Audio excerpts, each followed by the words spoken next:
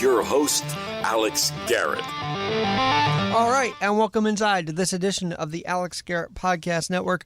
Told you it's been a busy week, and right now, during that busy week, once again, is Richard V. Battle. Richard, I've had you on a while ago already, but welcome back to the podcast. Alex, it's great to be with you again, and thanks for having me. You've got a new project that you're talking about, but let me catch up with you for a bit. Tell me what's going on with your life since we last talked. Well, I've been busy. I think I've put out 2 or 3 books, and all from the pandemic forward have been positive, motivational type books trying to encourage people in this world that we're in now, because the media and what's going on in Washington is so discouraging to everybody. I think it's critical to encourage people, help them see what they can do despite these things that may depress them. Well, we last had you on, I believe, for Navigating Life's Journey, which was just a few years ago already. Even now you've got a new book out called Made in America by AmeriCANS, not AmeriCANTS. And give us a little insight into the book and something special going on this month. Well, thank you for asking. And so I was sick and tired a couple of years ago with people trashing the country, the political discourse, all the riots in the streets, people trying to erase history and pull down statues. And a lot of people have never been outside the country, and they don't realize what a great country we live in. And so I wanted to inspire people. And the AmeriCAN spirit started with the Pilgrims, and every generation up to this point has had that AmeriCAN spirit to overcome things and make things happen. Our political leaders on both sides of the aisle used to inspire people of what they could do and inspire people to pursue their dreams. John F. Kennedy, ask not what the country can do for you, ask what you can do for your country. Ronald Reagan, inspiring people. He always made me feel as if he was speaking directly to me. And so I have inspirational stories of people who have achieved a couple of hundred stories. It's a collection of essays. There's can-do and how-to steps for people that can get involved and pursue their dreams. I tell people that none of us can do everything we want to improve what's going on around us, but all of us can do one thing. And so I encourage people, find one thing you're interested in, school board, city, county, something, and get involved and help out on that. And if enough of us do that in enough different things, then we will make major impacts on the country. Let's talk about parents, because I know you're passionate about that. And by the way, you did serve under Governor Rick Perry, and so you've had a experience down in Austin, the capital of Texas, and I'm sure you can weigh in on how today's government is doing.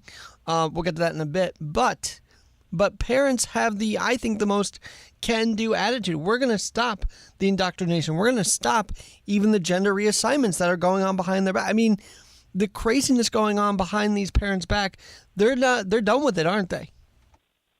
Well, I'm very encouraged by what I see. And let me drop back to your last question, because I forgot to mention that Made in America by AmeriCANS, not AmeriCANTS, through May 31st, if you go to richardbattle.com, every copy there is always signed. But if you order a book there, then email me, richard@richardbattle.com, for an inscription. There's a graduation promo, because if you want to send your student to high school or to college or beyond college and give them a positive attitude and motivate and inspire them not to be depressed, but encourage Made in America by AmeriCANS, not AmeriCANS, is a great gift. All right, and especially, it's also it's a fitting book for Memorial Day weekend to read as well. I mean, because what did we learn from our soldiers? The AmeriCAN attitude. They fought the wars, and they unfortunately died on the battlefield, but they had that can-do attitude. Well, that's exactly correct. And no soldier ever died fighting for socialism. They may have been impressed in it, but every person that's ever put on a weapon and carried it into war, from back in 1770 in Boston before the American Revolution to today, does it to defend the freedoms we have. And to me, it's so important that while we enjoy the upcoming weekend, that on Monday we take a minute and remember those who paid the ultimate price to give us our freedom. And we stand on their shoulders and our forefathers' shoulders who gave us this gift of freedom. And it's up to us to broaden our shoulders so future generations can stand on them and have the same gift that we were given. Amen to that. And I think your book is kind of enhancing the need for even generations to come to know what was going on, because the education system, as I said, is sort of deteriorating, and they're deteriorating what our kids are learning. But here's Richard V. Battle coming in with the common sense and the upholding of the history of America. Well, yes, we talk about history, and I give an example in there that I discovered just recently. And I believe that every one of us will do things today that will affect others 100 years from now and beyond.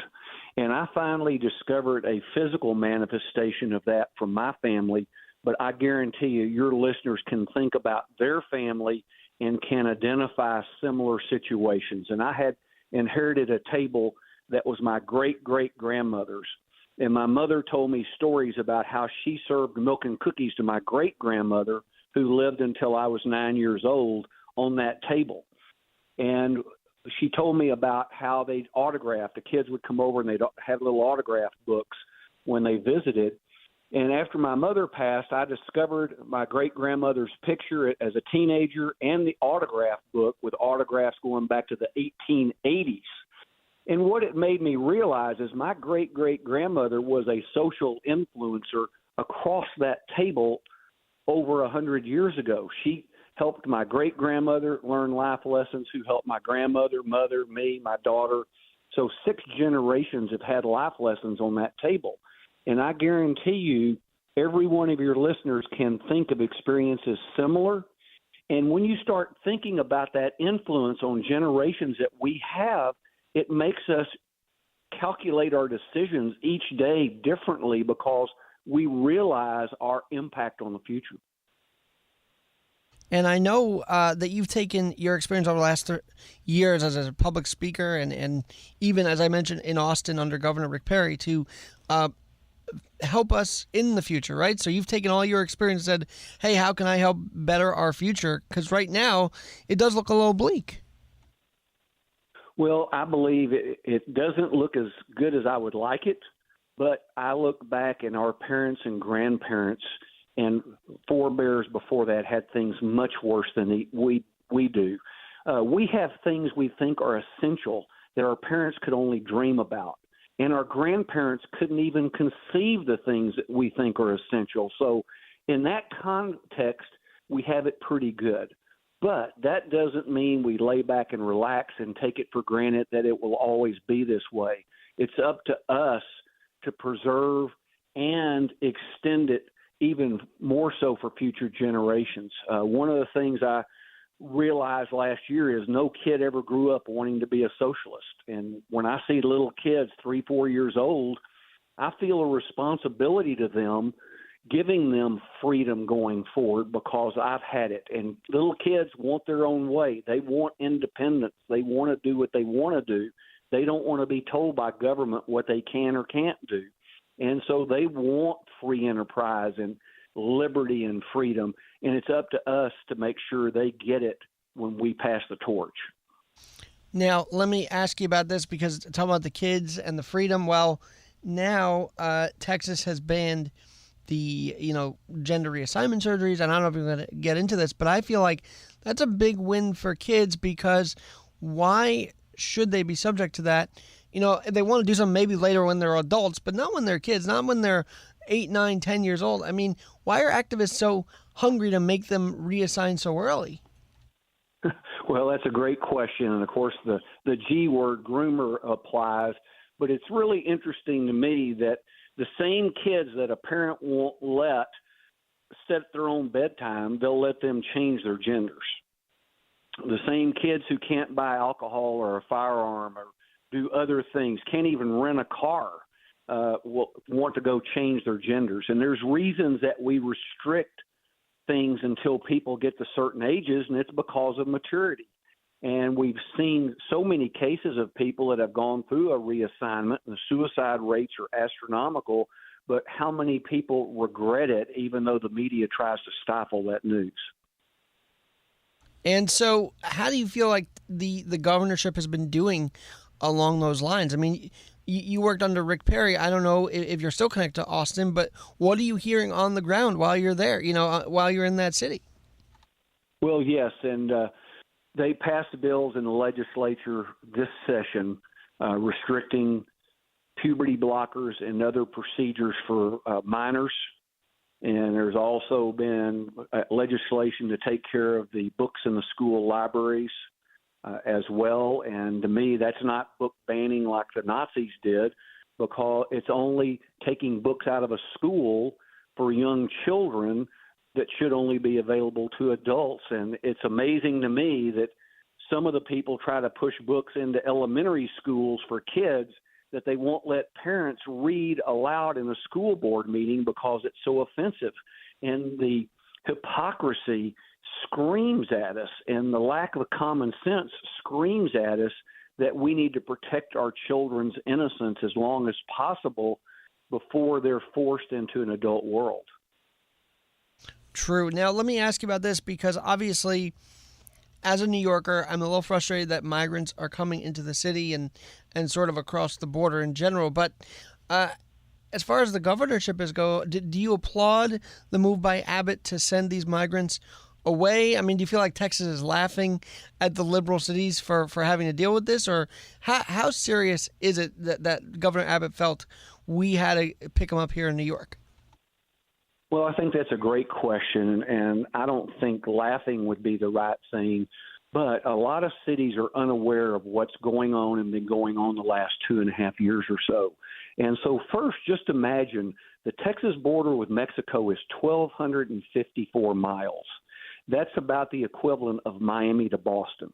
And so that's what we're defending right now. And the federal government is not only not defending the border, they are actually encouraging and helping people, and I think paying for people in some cases to come across the border illegally. And the legal term in our law is they are illegal aliens.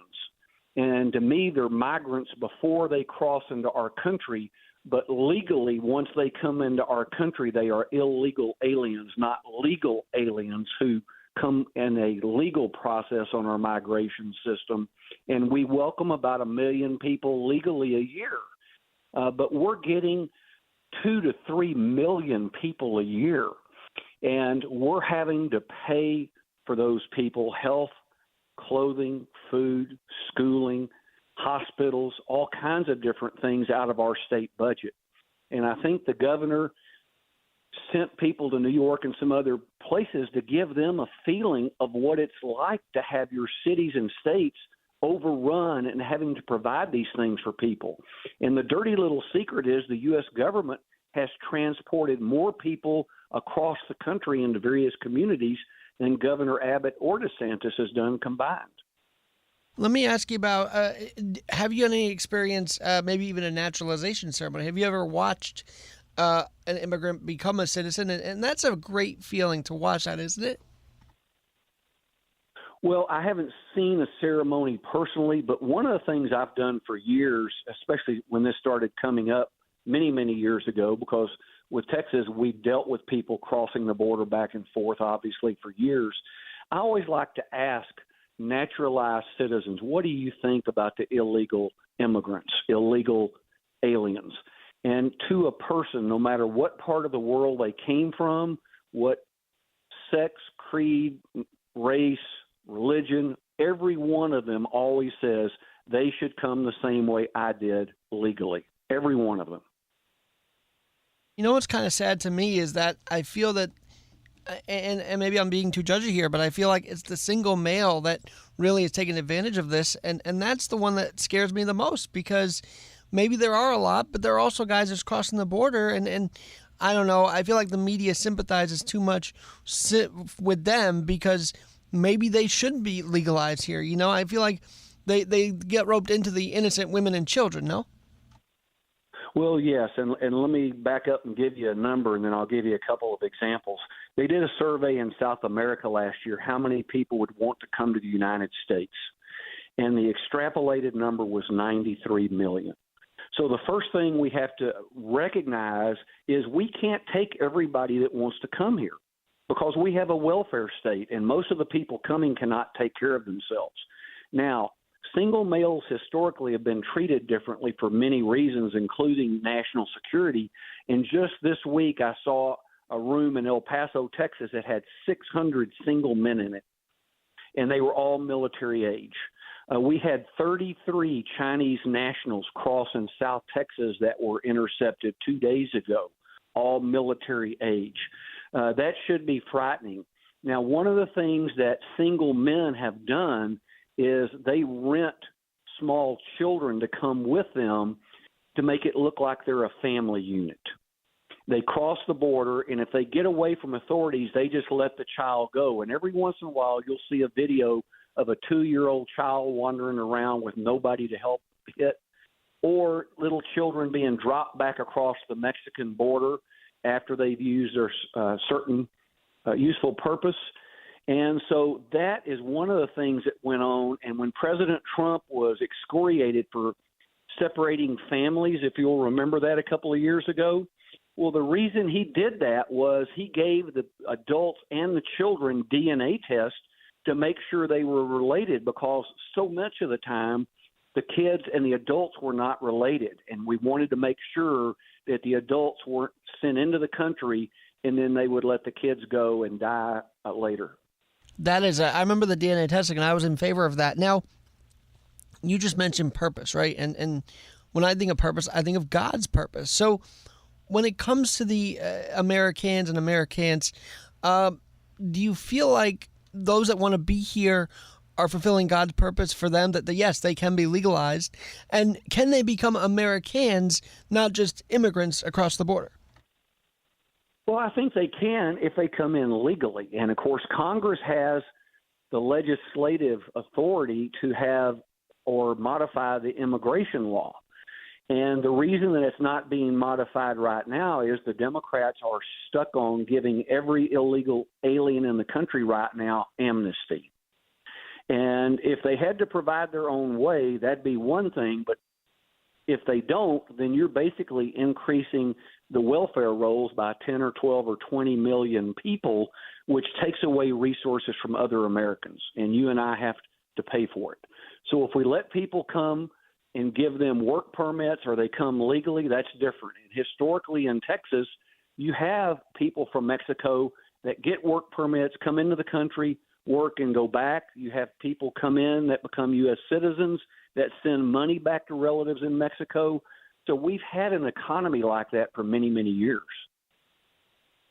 Now, speaking of the economy, obviously there's a lot going on here. I guess my main question to all of this is, how can we as Americans, even despite an economic crisis, which we're about to default, which is just crazy, how can we still be AmeriCANS? How can we be the ones that can do, instead of sitting here worrying about the inflation? What can we do to be AmeriCANS throughout all of these crises? Well, I think that's a great question. And so that's part of what I'm trying to do with my efforts, is try to encourage people. One thing I say that everyone can do, it doesn't cost any money, is if you will encourage one person every day to pursue their dreams and give them encouragement, a positive attitude, it will change people's lives. Because the depression and discouragement that comes from the media and the government trying to tell us what we can't do, those are the things that discourage people from trying to be better than they are today. And if none of us try to be better than we are today, then the country will never be any better than it is today. But if we are encouraging others to be better, then we will have more inventions. We'll have people work more. There'll be more economic growth. The next generation will see the example of their parents, and it will fulfill the next generation's ambitions and dreams and goals as well. Talking with Richard V. Battle. I don't know what the V stands for, but I like the way that sounds. Richard V. Battle, richardbattle.com. And you've got this new book out, which you can find on Amazon and your website, right? Correct. And it's free shipping in May, and inscribed copies for graduates or anybody else. And I see on your website you're actually heard around the country. So give us some outlets where, if they're interested in hearing more from you, where can they hear from you? Well, I've been blessed, and on social media, I'm at Richard V. Battle on Twitter, and I'm on other social media as well. I do regular shows on Wednesdays in Minnesota, on multiple cities, and in Denver, Colorado. And then the rest of the time, we appear on shows like this and other radio and TV networks. I love the title of the book, again, Made in America by AmeriCANS, not AmeriCANS.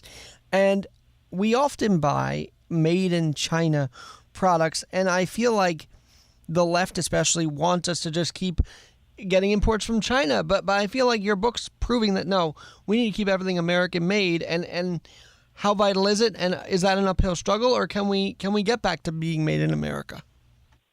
Well, we can get there, and there have been attempts in the last several years. And here's one example of the critical nature to our national security. In World War II, we were the arsenal of democracy before we got into the war after Pearl Harbor in 1941. But our ability to manufacture weapons and produce food for the troops, ships to carry troops and supplies, and all the things that we made. We had Rosie the Riveter, a lot of ladies who had never worked outside the home, went to work and built the different machines and things that we needed. But we had the capacity in the companies to do that then because they were American companies.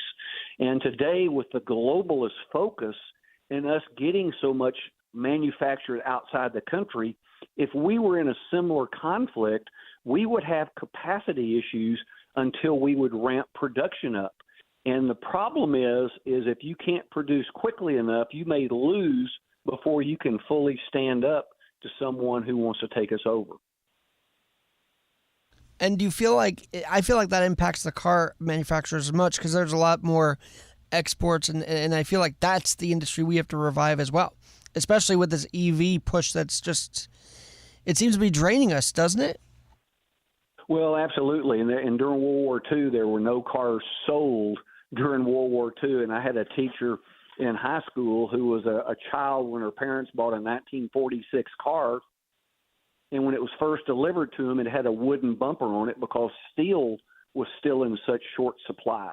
The auto manufacturers converted into manufacturing military vehicles and tanks and other things during the war. And, of course, the airplane manufacturers were manufacturing military planes as well. And so we have to have that capability and the supply chain to feed it, not just the plants to manufacture everything.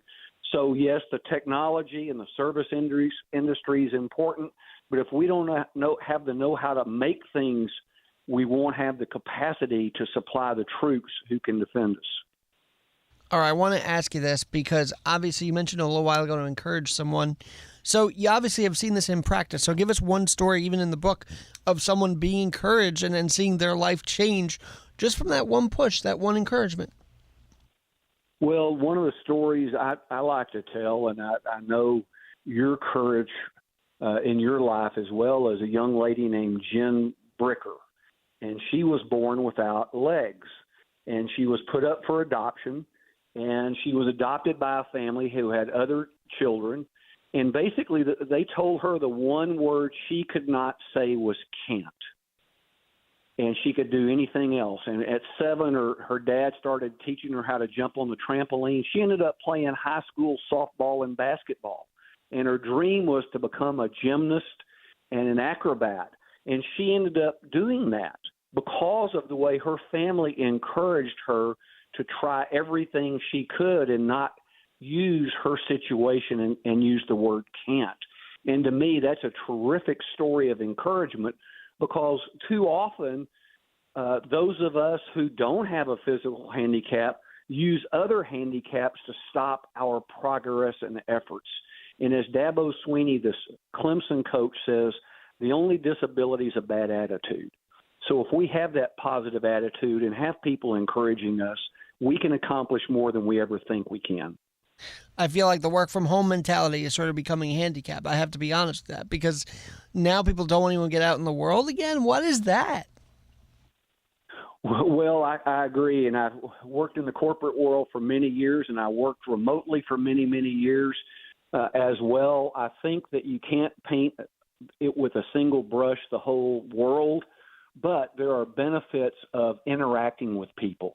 And people that work from home, when your competitors, your counterparts are working from the office, give up a lot of opportunities for learning, career advancement, interpersonal skills, so many other things you get by interacting with people personally that not only affect work, but help you in all your other areas of life. I was actually back in the office in August of 2020 because being from home was a little bit tiresome at that point, but it's just amazing that some continue. Richard V. Battle, thank you so much for joining us. Any other wisdom you'd like to share ahead of Memorial Day weekend and why people should get this signed copy? I mean, that's a great opportunity you're giving people, especially because, as I say, you've been in the Texas political circle. You've been in Austin. You have this experience. You've been appointed by a governor. I mean, not many people could say that. Well, thank you. And I think one of the things I tell people is smart people learn from their experiences. Brilliant people learn from the experiences of others. And so if you get a book or any of the books I do or other people who write motivational and inspirational type messages, it just takes one idea to change your life. And former Supreme Court Justice Oliver Wendell Holmes said, "A man's mind, once changed by a new idea, cannot return to its previous state." So when you learn a new idea, you're going to be a different person. And it just takes one to totally change your life. And I know you've been in the technological sector, and that's definitely changed everything, hasn't it? Well, yes, and it's going faster and faster. One of the things I do when I speak, I'll hold up, especially with college leadership groups, I'll hold up a slide rule. And if you don't know what that is, look it up. And people will ask me what it is, and I'll ask them if they know, and they don't. And I'll tell them it was my computer in college. And that was the instrument used for the astronauts in the Apollo programs, for example. And so it just goes to illustrate in one lifetime how fast technology can change. And if we, you, me, others don't change to keep up with new technology, we sentence ourselves at whatever stage we're at to never growing beyond that stage. So in other words, we have to use technology to become AmeriCANS again, right? Well, we can be better AmeriCANS with technology, but the attitude and the commitment and the desire and the persistence all help us to be AmeriCANS in the tradition of our forefathers. Amen to that. And I want to have you on more as we continue this discussion. And I'd love to get a copy of the book and take a look at it myself and have you back on when I have a fuller read of it. Well, we'd love to do that and love to be with you anytime we can. And we'd love to hear from any of your listeners. Richard V. Battle. Thank you so much. RichardBattle.com. Follow him on social media, and he'll be back on the Alex Garrett Podcast Network sooner than you know it, right? So thanks again, Richard. Thank you so much, Alex. God bless America. This has been One Leg Up with Alex Garrett and Richard V. Battle.